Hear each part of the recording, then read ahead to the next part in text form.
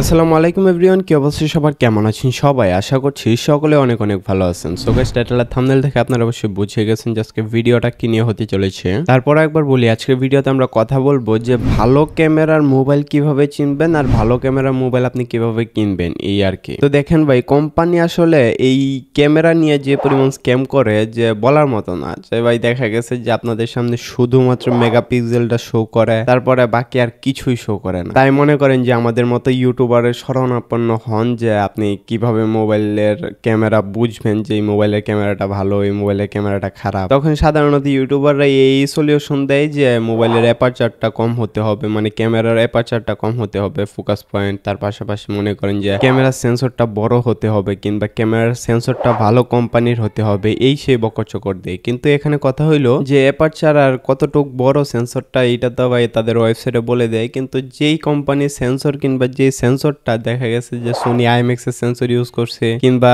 Samsung এর কোনো একটা সেন্সর ইউজ করছে, এই সেন্সরের নাম আর বলে না, কারণ তারা জানে যে সেন্সরটা খারাপ। তাই তারা দেখা গেছে যে বেশিরভাগ সময় 200 মেগাপিক্সেল 300 মেগাপিক্সেল এই জাতীয় কথাবার্তা বললে মানে মার্কেটিংটা করে। তার পাশাপাশি ভাই আরেকটা জিনিস ভাই মার্কেটিং করে, এটা হইলো ভাই তাদের ওয়েবসাইটে যে ছবিগুলা দেয় এই ছবিগুলা নিয়ে। কিন্তু ভাই তোমরা হয়তোবা সবাই জানো যে এই ছবিগুলা আসলে সবগুলাই ডিএসএলআর ভালো ভালো ক্যামেরা দিয়ে ছবি তোলা, তারপর এটা মানে মোবাইলের ক্যামেরা হিসেবে যাচাই করে আর কি, দাবি করে আর কি। তারপরে আপনাদের মাথায় আসে আচ্ছা ঠিক আছে, যারা ইন্টারনালি মানে হাতে ধরে মোবাইল রিভিউ করে তাদের কাছে যাই গিয়া দেখি যে তারা কিরকম ছবি তোলে, কিরকম হয়। কিন্তু এখানে এটাও বলে রাখা উচিত যে তারা যেই রিভিউটা করে সেই রিভিউটা সবার প্রথমে মোবাইল কোম্পানির কাছে যায়, দেন তারা রিভিউ করে দেখে যে কোন জিনিসটা ভালো হয়েছে কোন জিনিসটা খারাপ হয়েছে। এরকম হইতে পারে যে এই ছবিটা একটু খারাপ হয়েছে দেখা গেছে, তারা মনে করে যে বলে যে এই ছবিটা রিপ্লেস করে একটা নতুন ছবি বসায় দাও যেটা আরো সুন্দর করে তোলো। 10-15টা ছবি উঠলে যে কোনো মোবাইলের মধ্যে ভালো একটা ছবি তো অবশ্যই আসবে। তো এই 10-15টা ছবির মধ্যে ভালো একটা ছবি তারা দিয়ে থাকে। আর আরেকটা কথা, তারা যে ক্যামেরাম্যান গুলো ইউজ করে তারা কিন্তু প্রফেশনাল, মানে প্রফেশনালরা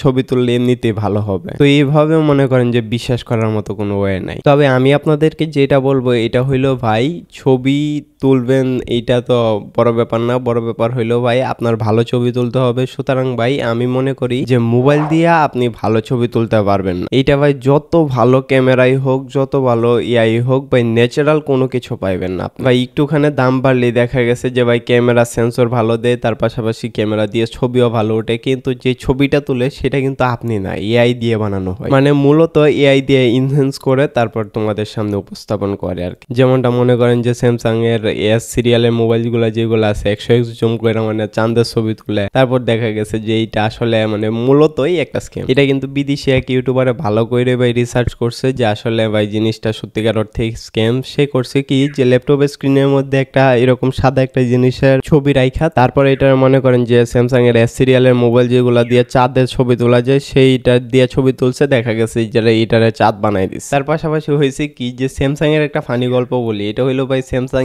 A8 অথবা কোন একটা মডেলের জন্য মানে এরকম করছে স্যামসাং এ যে সে নিজে ছবি তুলে নেয় ভাই, স্টক ফুটেজ থেকে ছবি কিনছে, কিনে না মানে নিজের ওয়েবসাইটে পেস্ট করে দিচ্ছে, দেখো আমার মোবাইলের ছবি এত সুন্দর হয়। তারপরে যখন মনে করে যে ভালো করে গবেষণা করা হয়, তারপর দেখা গেছে যে এটা একটা স্টক ফুটেজের ইমেজ আর কি। তাছাড়াও ভাই মনে করেন যে আপনি দেখতেছেন যে আইফোনের মানে সিনেমার কাজে ইউজ করবে এরকম, কিন্তু ভাই এরকম হয়েছে যে এখানে তারা ওয়েবসাইটের মধ্যে নিচে লিখে দিছে যে এক্সটার্নাল কি জানি যন্ত্রপাতি ইউজ করছে এটার মধ্যে। তো দেখা গেছে যে এক্সটার্নাল যন্ত্রপাতি যেগুলো ইউজ করছে সেগুলা কিন্তু ভাই একটা সাধারণ ক্যামেরা চাইতে 3 গুণ দাম বেশি। তো মনে করো যে তুমি একখান দিয়ে আইফোন কিনবা, কেনার পরে আবার এই এক্সটার্নাল যে ইয়াগুলা আছে সেই ইয়াগুলা দিয়ে যদি তুমি সিনেমা বানাইতে চাও তাহলে তুমি বানাইতে পারবা। তো আমি যেটা বলবো এটা হইলো ভাই, ক্যামেরা আপনি যেটা কিনবেন সেটা হইলো ভাই মূলত কম দামের মধ্যে ভালো ক্যামেরা এক পাইবেন না। দ্বিতীয় কথা হলো প্রফেশনাল ক্যামেরা যদি আপনি কিনতে চান তাহলে ভাই মোবাইলের দিকে যাওয়াই কোনো প্রয়োজন নাই। আর যদি সাধারণের মধ্যে ভালো ক্যামেরা চান তাহলে ভাই একটু দাম বেশি লাগবে। পিক্সেলের মতো মানে ভালো সফটওয়্যারের যে মোবাইলগুলো আছে সেই মোবাইলগুলো নিলে হয় কি যে ইনহ্যান্স করে ভালো সুন্দর মতো এআই করে আপনার ছবিটা পারফেক্টলি মানে বানাই দিতে পারে আর কি। আপনি গরিব মানুষ, মানে আপনার ফটোগ্রাফার ইচ্ছা আছে, তার মানে ভাই এটাও চলবে না ভাই, কোনোভাবেই চলবে না। তাইলে ভাই আপনি এই সাধারণ মোবাইল দিয়ে ছবি তুলতে হবে ভাই, কোয়ালিটি কম্প্রোমাইজ করতে হবে। তো মনে হয় আমি বুঝাইতে পারছি যে আসলে মোবাইলের ক্যামেরা যে কিরকম স্ক্যাম কিংবা কিরকম দেখে কিনবেন। তো আমার মনে হয় আজকের মতো এই পর্যন্ত ভিডিওটা, দেখা হচ্ছে পরবর্তী কোনো একটা নতুন ভিডিওতে। আসসালামু আলাইকুম।